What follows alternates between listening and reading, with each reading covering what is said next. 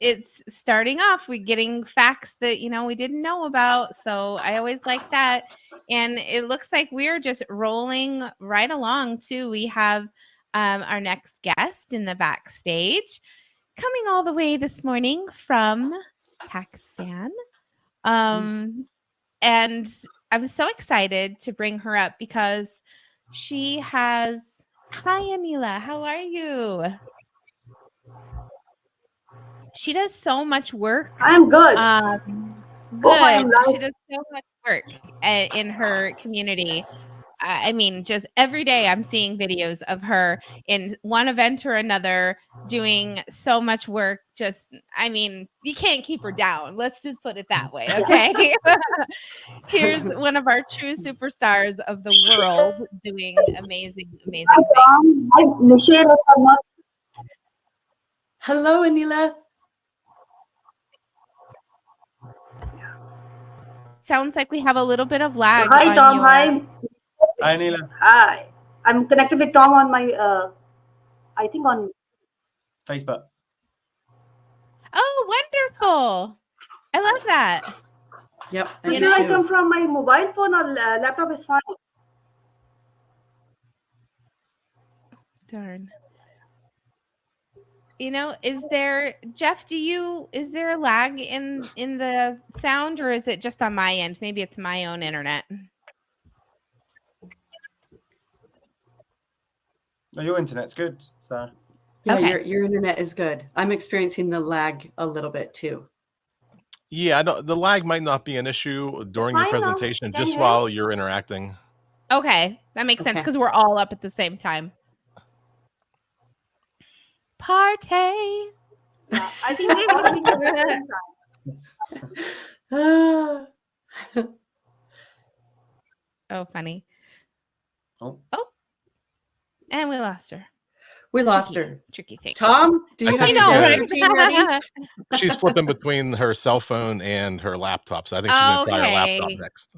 She said that she told me that might be something that she might have a little bit of trouble with. So that makes sense. Oh my gosh, that's so great that you connected with her, Tom.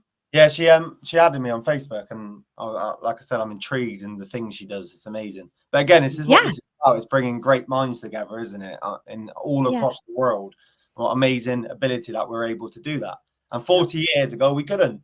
Oh, so I was even born 40 years ago. So I don't know if you can. Some of us were, but we won't go there. Yeah, I was like, interesting. I'm in first grade. Yeah, that was me.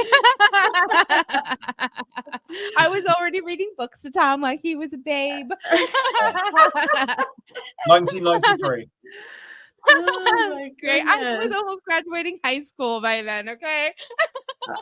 I know. Sarah and I are about the same age. I'm like, what's happening? Oh, you look great, guys. You look great. I call it leveling up. I don't call it aging. Right? It's leveling up, right? There we go. I like that. Leveling Every up. year's an experience. Small practice. Yes. Yep. That's right. Getting better and better, right? Like a fine wine over here. Aging gracefully. I like that. Like a fine wine. Exactly. Oh my gosh. And you've been doing lots of world traveling, Mr. Tom. I see you traveling to those neat places.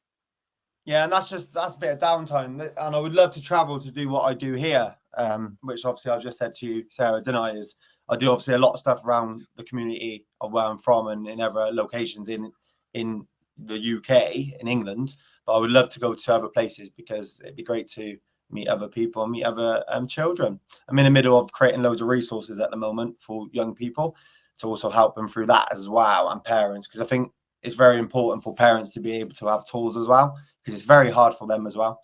So I see children from a holistic point of view, that it's not just them, it's home, it's school, it's many angles, and having that superpower of the brain of having ADHD, I'm able to see it from multiple angles and don't just see it from one point. Because in England, we have obviously motorways.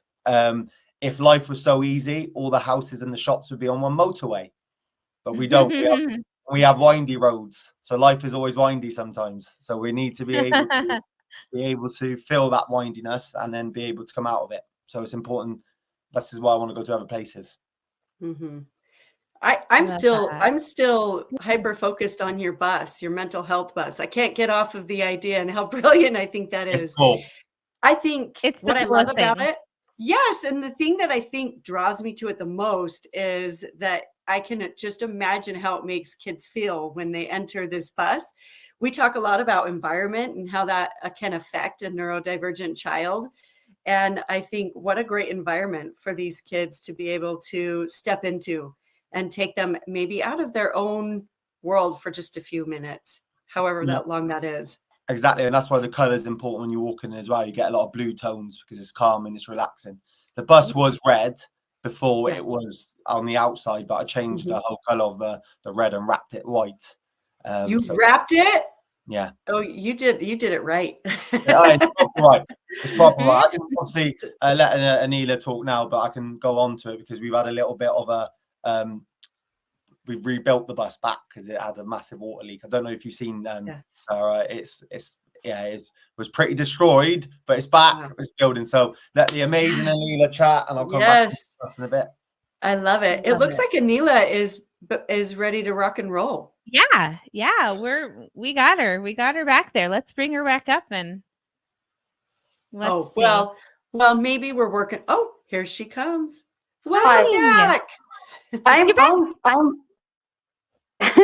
live from my laptop and my mobile phone at the same time. You need to be a little bit technology smart. Absolutely. Well, Anila, what I'm doing, I'm back from my laptop also. Since you are on and ready, and we've already gone a couple minutes into your time, I'm going to let you take over. And when you are done, we'll come back up and chat with you. Okay, so let me, I'm a little bit, I'm never anxious, by the way. No, it's not reality. Being autistic and being a neurodivergent person, that's not reality, that you're not anxious. I have done my rituals already. So why I choose this topic with the name of autism and intersectionality is because I have been working on and reaching out to the community since 2018. And I just find it out that there could be something which, because I belong to a third world country, by the way.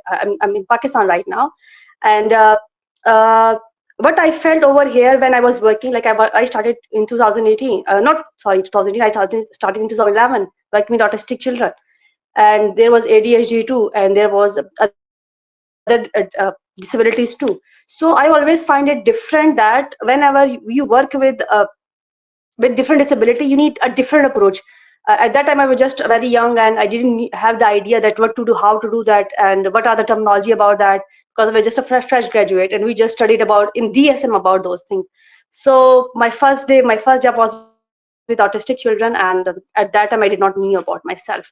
So later on, I reach out to communities because somehow people think that when you go to abroad, you have better opportunities to work with, you have better opportunities to get along, work with, and you have better opportunities for treatment options. So I thought, why not let's try other world and let's see that how it's going to work for us as a community. So that's the reason that I reach out to brown, black and white community, which I will describe later on, and I will give you my introduction later on. So can you please change the slide? Yes, so I'm a clinical psychologist, but basically a psychotherapist.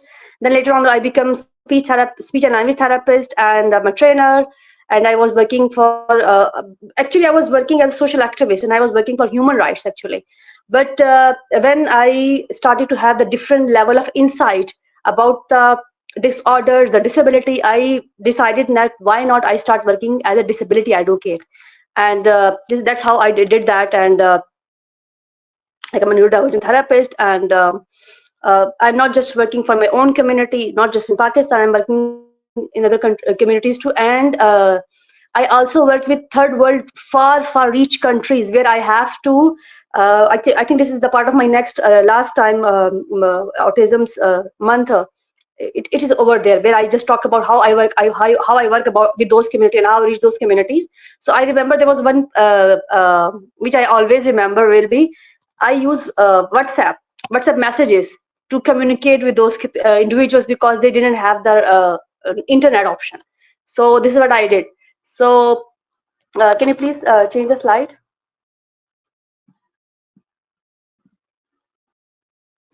Yes.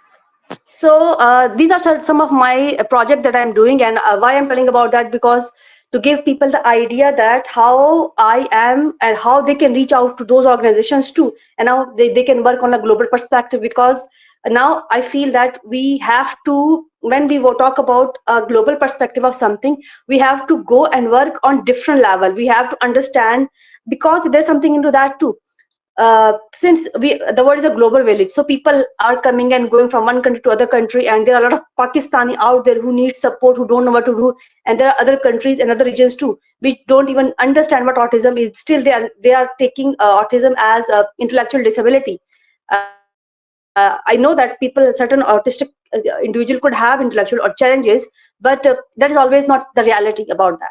So they are different, we have to consider it different, and since it's diversity and we have diverse brain, so we have to have different approach. So for that we have to have different, you could say that different organization working together for one common goal, that is working for neurodivergent individuals all around the world. And one of the example is this summit, Autism Summit, that is a result of years of working and understanding different things. So one is sound of autism that I'm working with, and next is recovering from childhood abuse and trauma, but I'm specifically also uh, looking for the ways that how we can, or how and when we can see the perspective of abuse coming from, and specifically I cover the aspect of sexual abuse too.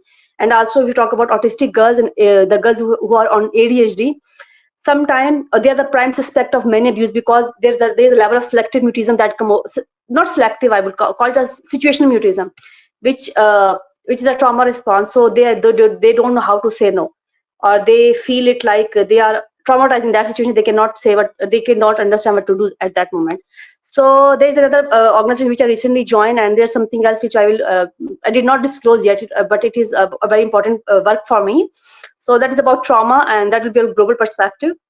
Then there's the community, ND community, where again I am reaching out to different people and just to understand differently, because I think that when you meet one person, you meet one person, you meet one autistic person. It doesn't mean that you know every autistic individual. So since I'm a therapist, I'm a professional too, this is the need of my work also, to understand each and everything. And I think my brain is a curious brain.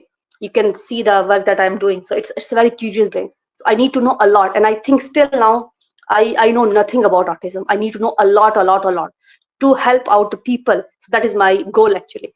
So there's I'm running support groups, and there's Spectrum Talks and Tips International is actually a podcast that I'm doing, and I have been privileged to, you could say that, to meet a lot of amazing people, amazing autistic people all around the world. And I'm just trying to understand again that how, with having autism, how they overcome those things, how they overcome those challenging, and yet they're doing very great in their life. So it's all about that. Then Global Alliance is my own initiative. Then there's another app, Lisa app, where I'm working with brown communities actually. Brown include Asian community. And I will talk about my support groups in the next slide. Can you please change the slide?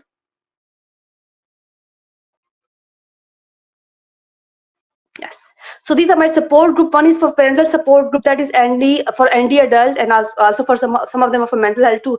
So one is the Bridges Global Support Group for Autistic Adult. Why I'm mentioning that? Because that is a free resource for people around the world, those who understand English, who can speak English. So they are always welcome. It's a weekly thing, and we just celebrated its anniversary. So we are going live. You could say that we are doing weekly. Every week we are coming together to have that discussion, to have what we understand, what are our problems. And I'm glad that we are doing that for 1 year now onward. And that is a very regular thing. I'm so happy about that. The next one is about, you could say that it's about, it's a local community groups. It's for Pakistani adult. We try to make it over here. That since in our country, still people think that autism is a condition that is a childhood condition. So they think that after 18, it just go away. So I just want to clarify that confusion of the people. So it doesn't go away. You have to have different resources for that. And one of the reasons me reaching out to the other first world countries was that how I can build those resources for my own people. And It's all about that. Then I'm also working with the parents to have the different. It's all about creating resources. So I'm not just creating for myself, but I also want other people to join those things too. And the other thing is that all those resources are free, so anybody can access those resources. And I just want people to have support as much as they can. So please, can you change the slide?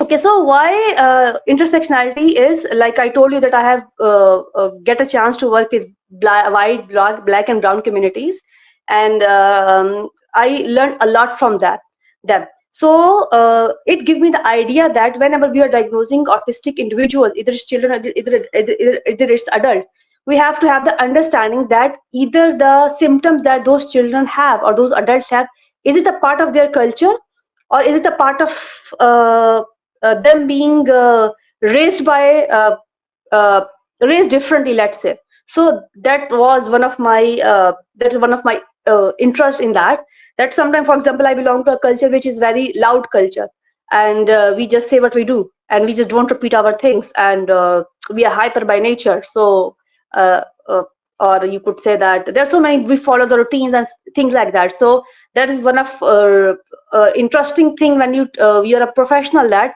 you have to have the idea when you are diagnosing, because right now I believe that autism is the most sometimes I feel that it's underdiagnosed, or overdiagnosed, or maybe it become a commercial term too. People can disagree with what I'm saying right now, but since it is, I feel it like that. So I think with this reason we need to have a more understanding of autism, because before we have to have the understanding that when we are diagnosing someone, uh, it will leave them for the whole life. So we have to be careful with those things. So intersectionality is a concept understanding how aspect of personality continue to create differences in multiple region, disability with age and gender and things like that. So I will talk about this later on, because I have different aspects which I will try to cover during this presentation, so people get the idea that uh, from what from when I'm talking about intersectionality, what I mean actually. And people can have their own definitions too, so they can differ with the thing that I'm saying. So this is what I'm trying to say. I don't know, maybe as an autistic person you have to give a lot of explanation, because people think that, and people have been making you wrong so many times. So I think this needs to go from things. Okay, can you please change the slide, or did you change the slide already? Please change the slide. Okay, so it's the frame of understanding, because lack of understanding of intersectionality is, again, because people who came from who are going from our countries, Asian country, to European countries, or UK or US, they are still facing difficulty, because people are not open about telling the people that there's something else into that too. A lot of children get diagnosed in UK and US, and they're coming back to our countries, like they're coming to Bangladesh, they're coming to India, they're coming to Pakistan, and they're hiding that fact. And over here, whenever you just tell them that the child have certain issues, let's say, or child is having certain kind of difficulty, uh, they're just saying that no, we were living in different culture, and the culture was isolated culture, and now we came to Pakistan, and now when people will be here, the child will communicate with other people, and it is going to get, you could say that it is going to get easier for the child to do those things. So it's something like that. So we have to clear those confusion also.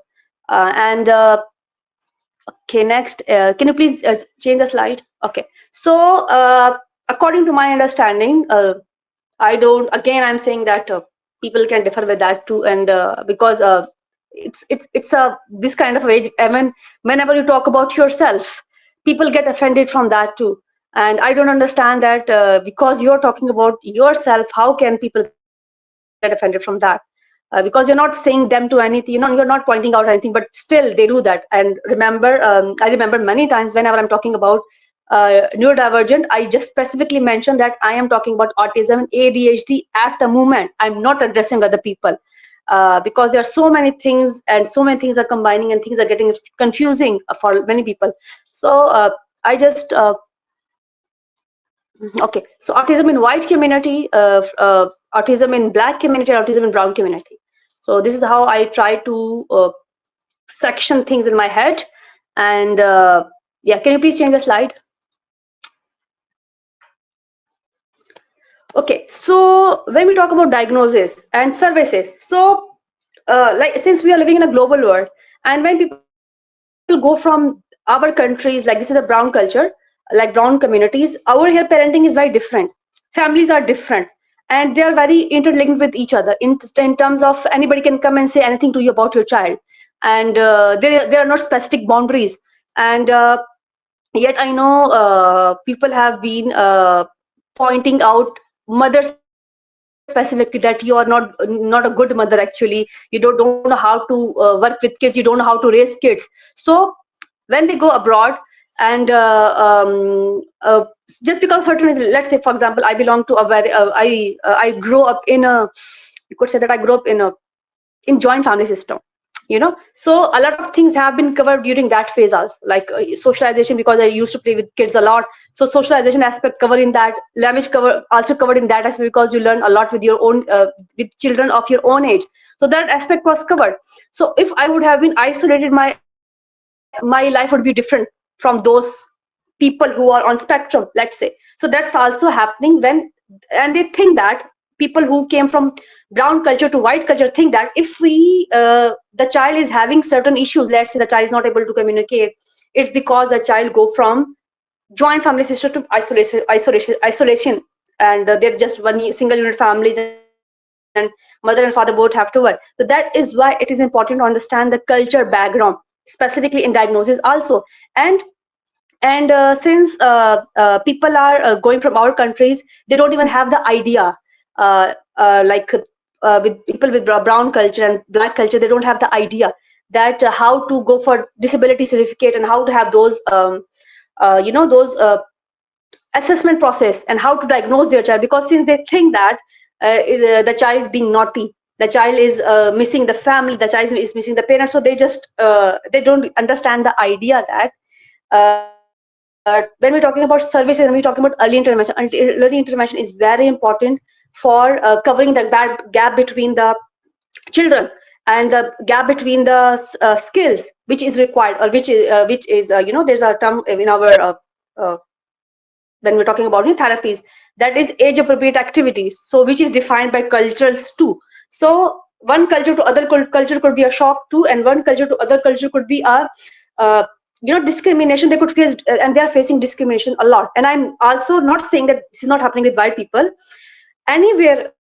This is what I feel, and this is how I communicate it, and I get to know or get this idea, or I feel that anywhere those who the kids and the adults who have those needs, who have different needs, who are on spectrum, who are neurodivergent, they face discrimination in any way, one way or other way around. It's in the job, it's in the you know, it's for the job, it's for the, you know, pay, and if downsizing is happening, I remember last year it was happening, and I have at least my 10 to 15 autistic friends, I'm talking about all around the world, they lost their job, so they was the first one to get target of that.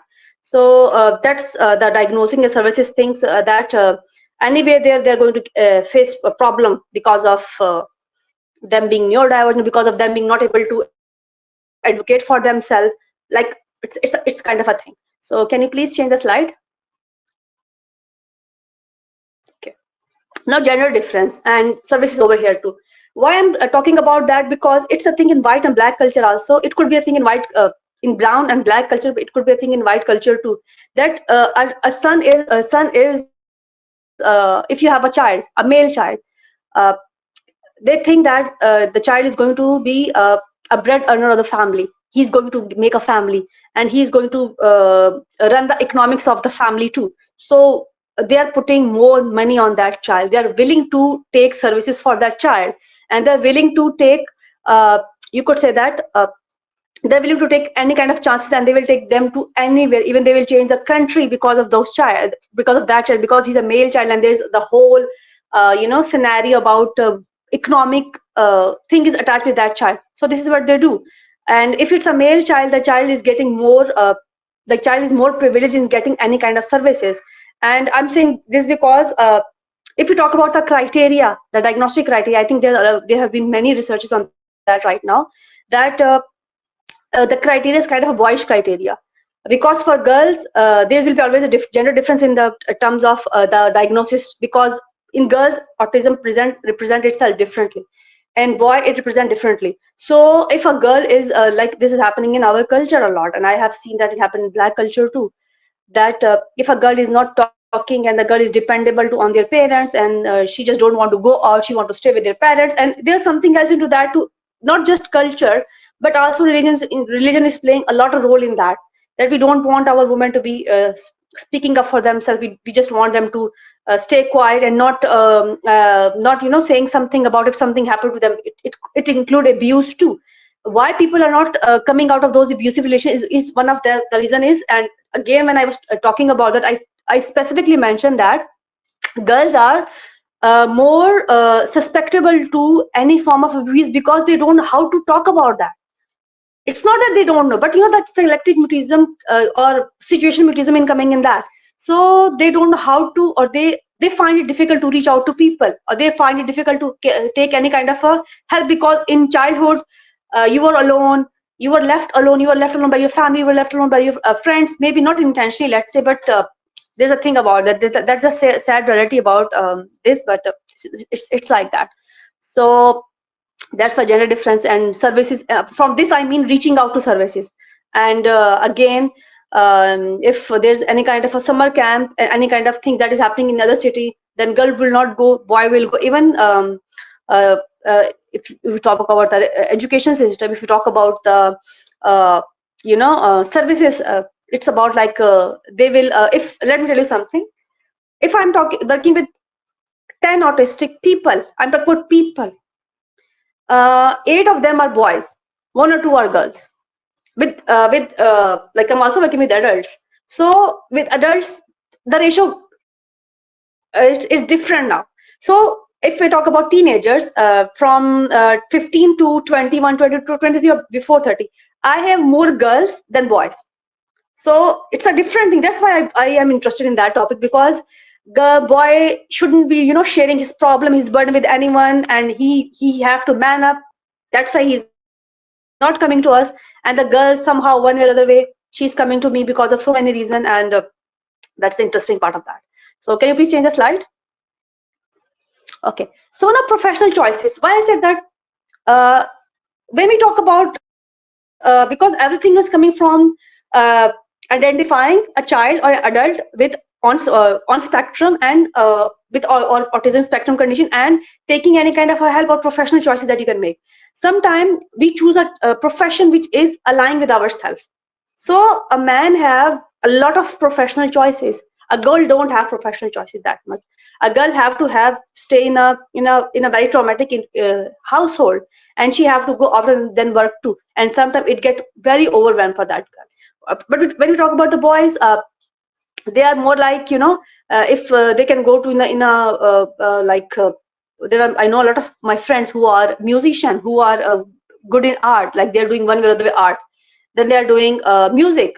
So they have a lot of avenues, or you could say that them being a man have maybe you could say that the profession, for example, engineering, doing something with computer languages. So those are the things where a lot of boys are going, and girls have very limited choices. So they are just staying with maybe teaching and those maybe some other form of choice. Even if the world is a global space, let's say, and we have came from you could say that it's a a 21st century. Even then people still have that thinking, they still have those problems, they still have those thought patterns that again, if the girl is not you could say that if the girl is having some kind of dependability on the family, they still want her to maybe stay at home. They don't want her to go out. And I remember one of my client, she was very amazing, she was very pretty, beautiful, educated, very well educated, and her family, just because she was on spectrum and she has some form of ADHD too, and she was taking some kind of a medication, because again she was wrongly diagnosed actually, and just because of taking medication her condition was very worse. Her mother want her to be married to some guy, and they just want to uh, give them everything. So it was more like, instead of she practicing what she's doing, her parents choose her to be staying with a man instead of pursuing her career. So that is something like that. Can you please change the slide?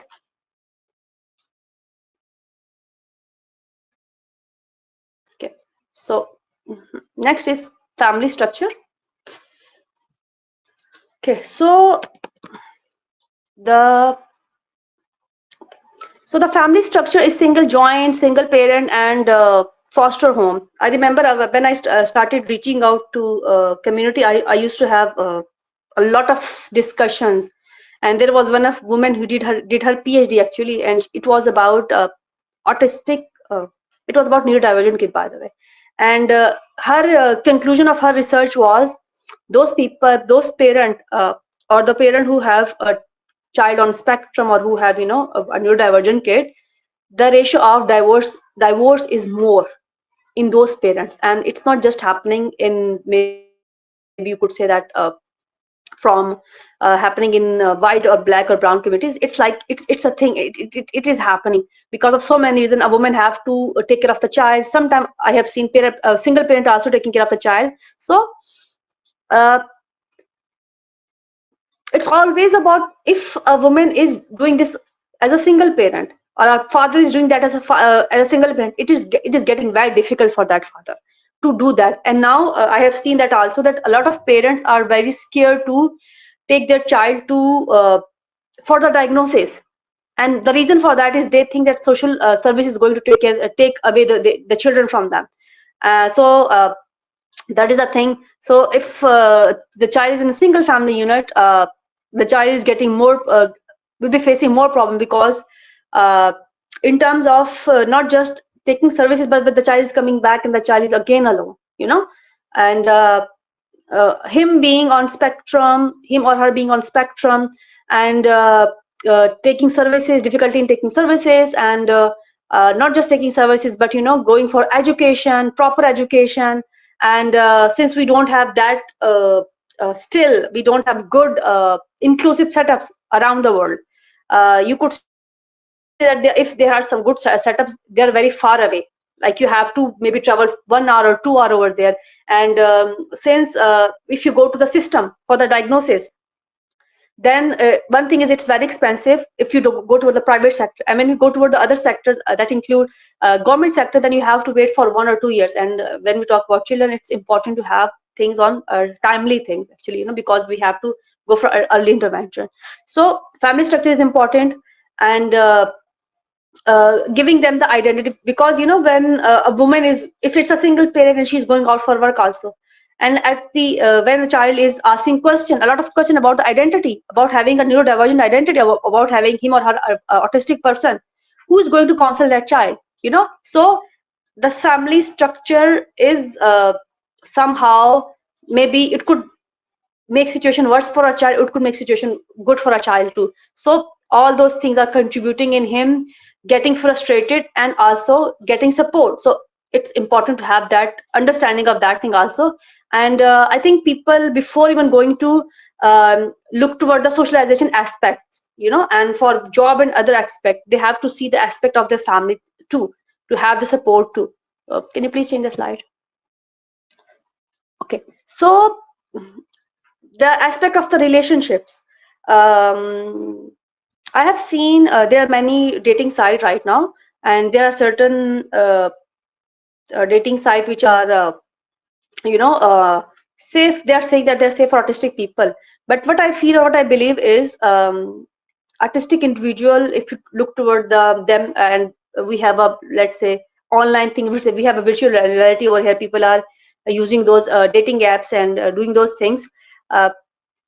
Again, I would say that, and this is what I believe, and it could maybe people could maybe differ to that too, that autistic individuals still are at the, you could say, at they are vulnerable population actually, because again, if you are in front of someone, maybe you can say something about that, but somebody is behind the camera, behind the laptop, you don't know what that person is, and they don't get the idea. I'm talking on from the perspective of parents too, that they don't know where their children are talking to.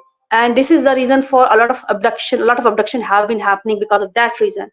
It also includes sex trafficking. It also includes children getting abused online, children getting, you could say that, not just getting abused, but also getting a lot of traumatized experiences from online, and people are blackmailing them too.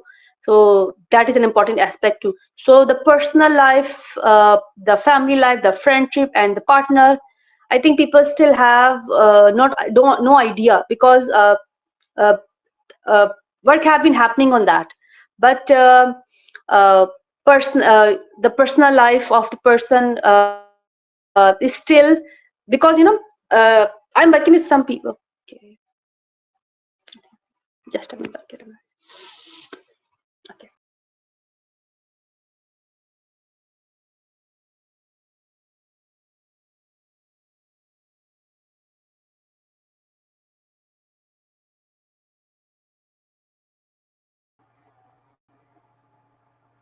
Am I back? I think I was just gone.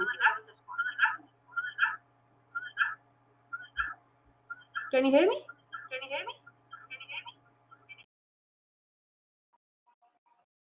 Yes, I think I'm fine now. So that is all from can you please change the slide? Uh, okay, yes, that was the last slide. So from that, I'm just trying to give the perspective of how things are different and how things are similar, but yet technically different from one another. So I think that's all from my side, and if somebody have any question, they can ask.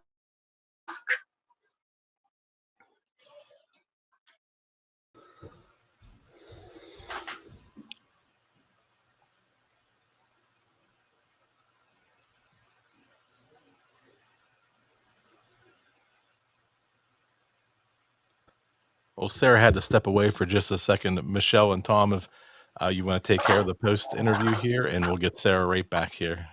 Yes, we'd love to. Right, Tom? We're on it. Hi, I'm Sarah. Anila, I was just thinking about what your average day looks like. I was posting in the comments that I think that it's vitally important to educate those within our communities. And I was just thinking, have there been times when you have received pushback when you go to educate in the community? Are people receptive to the things that you're teaching them about autism and neurodivergence? Or is there a little pushback?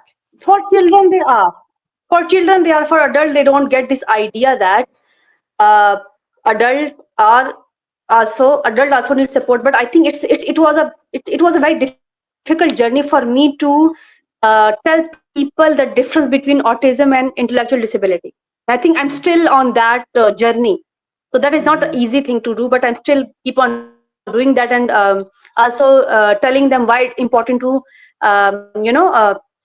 to have the understanding, because when we talk about girls, for girls it's way more difficult, because in our culture, let's say in brown and black, in both culture, and I think to some extent in white culture too, if a girl is, it's a shy smiley girl, the girl who is doing a lot of masking, she's a very good, and you can date that girl, and so it's more like that. So people have this thinking in their mind, and it's also true for a man too. So things are not difficult for boys also, but it was not easy. Still, you have to, I think I have to go a long way to do that, but it's been a journey. Yes. But what gave you the confidence to stand up and speak up?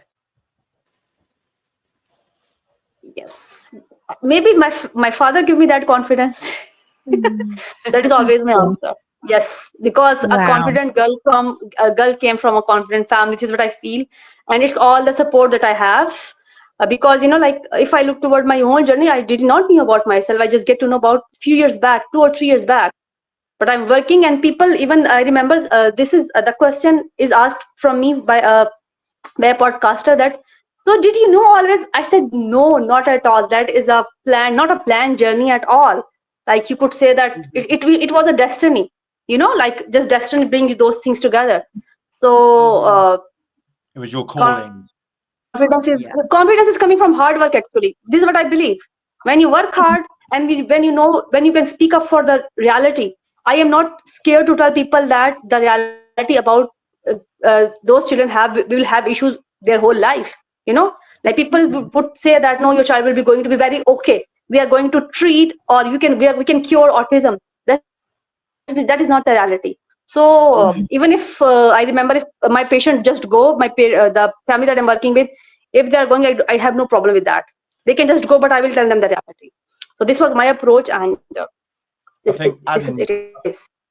I think Yeah, adding to me your too. point, Michelle, regarding obviously if there's been any pushbacks you've experienced in it, I think with that it encourages you when people are saying things that are not right, it motivates us to carry on. And I think if we're not upsetting people, we're not doing it right at the end of the day. So I just think you're very brave in terms of with this mission, this call, and this journey that you're doing. And I think it's great. And for your students or people that you work with, what an amazing person they have, and what an amazing advocate they have to in terms of talk back. But that should motivate us more. The people that are not aligning to what we're saying, that just motivates me. I'll just carry on. I'll be louder and louder and louder, because I think we are young people's voices. And sometimes if the people that we're trying to talk to that are not listening to us, imagine what that's like for the young person when they're trying to say I'm stressed or I'm struggling, and just get on with it. And these words, just get on with it. You will cure autism. Oh, it infuriates me. But I use that to motivate myself more and carry on. But you're so brave in the end, and carry on what you're doing, because you're another great person to have in this world around this topic. Yeah, absolutely. And sorry that I had to step away for a moment, but let me share why, because it's extremely applicable as what we're doing here today. I'm a stay-at-home mom to a son who has needs 24/7. He is 14, but when I hear from the other room, help, I need help wiping, like that's mom's got to go. Like I have to step away. So it just goes to show that, the kind of the tasks that we're set with in our life, like they take priority. And that's kind of where I move from, is how can I help this individual have the easiest success in his life as possible. And what he needs more than anything most of the time is his mom. And so I have to be willing and able to do that, even in events like this, right? I still got to go wipe a butt. Anila, when you introduced yourself, first of all, Sarah, I just want to acknowledge that. That is the darn truth. We are on call all the time when we have kids that have these needs, and we just find ways. We have to step out and we have to support when we're called. But Anila, I was kind of curious. I hope this is okay to ask you, but I think I am trying to think back to when you introduced yourself, and you are an autistic woman. Am I correct? It's AUDHD, both. Oh, Both okay. autism and ADHD. Okay. So my 16-year-old son, I don't know if it's called this all over the world, but in the United States, we say ADHD, and it's commonly used. I don't know that it's an official term, but I was just thinking, as a mother, do you have neurodivergent children that you are raising and caring for right now? I'm single. You're single, so you're caring for the masses, is what I'm understanding. Yes, yeah, right? I'm working. I've been working like it's more than a decade now, and the moment I just met them, I have been doing a lot of you could say that babysitting of kids, actually, in my own family with my own younger siblings too. But I think I have people around me, and the thing that what I would say is it's all about love, actually. If somebody would ask me about my family, let's say, I think it's just love. It's not other than that, because I would not say that they're that much educated about that. Okay, we all are, let's say, but not about that. Like, I don't need to tell them that I just want a space for myself. I want to do that. Because if, like you were saying, that what give you that courage, because I told you that I belong to a place in my country which is very distinctive. If you know about Malala, if you know about her history, so I belong to the same to the same area of my country, and that is like that.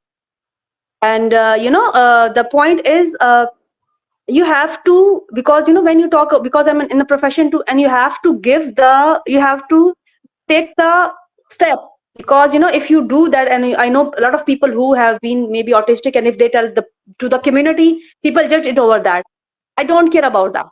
So I put my maybe professional role on vulnerability to come forward and do that, and I don't care about that, because I am working for masses, and I'm working for a lot of girls, a lot of families actually, and it's not just about my own community. I'm working for other people too, and I think uh, we have been alone for so long, let's say, and I don't want other people to maybe feel that way. It's not about people not around me, because I have a lot of sibling around me, but even then just feeling lonely, that's about some time, and understanding the perspective, understanding the girl's perspective, understanding the boy's perspective, because uh, uh, when you're working, you don't have a gender. Therapist is a person, and for me, autistic individuals are person, so let's just deal them that way. And if people have to Oh, She's coming. I can see we it. lost She's her for a coming a back. lot of maybe years to have that voice. So I used to write a lot, before. Now I don't write. I speak. I don't like writing anymore. And I have created those values for myself, by the way. And there's something else into that, which is very always interesting for me. And I was just quoting this to somebody day before yesterday. But I have always been judged the way that I speak. I speak very fast. And I was about talking about my work. My speed is a little bit slower. Otherwise, you can just 100 by 100. That's my speed. I am always judged over that, and I always feel bad about that. And speaking is the thing that I am like. This is my profession too. Like I'm earning from that too. So like God give me the same. So it God make it my strength actually. So all that. love that. I'm so proud of you and so honored and grateful that you came to share with us here this morning. It's such a valuable work that you're doing. It's Tom and I were talking on the side. I'm just gonna say, like, um, we're going to make sure you get a Nobel Peace Prize somehow, and then we're all going to be there to watch you receive it, by the way. So that's just our plan. Glasses. Exactly. Let me just say, I'm into that. Do you remember me? Do you Let me just remember say, me? I'm into that. Yes, I I will be would there. like that, by the way. So just Like thank that. you so much for your work in the community. Thank you for being here today. Thank you for being my friend and following each other on Facebook and supporting one another. And I welcome everybody to follow you on social media and go and support you and see the work you're doing, and give you a shout out whenever they can. And Mia says, I Yeah. love your story. I follow you on Facebook. She's such an inspiration. I love Thank you that. so much. And also, I would like to. I remember when we having the discussion. I gave you one suggestion. I want you to work on that suggestion too. I hope you remember that suggestion. Okay. You I remember don't. that You suggestion? better tell me. Oh my god! No, no. Lots It of was, things going on. yeah. There are a lot of things are going on, but I just wanted you to. You already have a platform, and you have a lot of artistic voice around you. So you can be a person. If we have certain issues, we can just come together, and I think we can give 5 and 10 minutes to one issue too. And a lot of Yeah. bad things are happening around us, and we just have to have a voice. We just have to, if we want to go to United Nations. I just don't want you and to control your speech, which I have seen actually. I hope if they again, I'm not afraid to speak that, but I have seen people, they were just sitting just like that, and their speech was so controlled. I just don't want that. I just want people to speak Yeah. up what they're feeling. I just don't want them Yeah. to act like robot, and I don't want them to mask at all when they're talking I about something, when they're talking agree. about themselves. Yeah. Love that.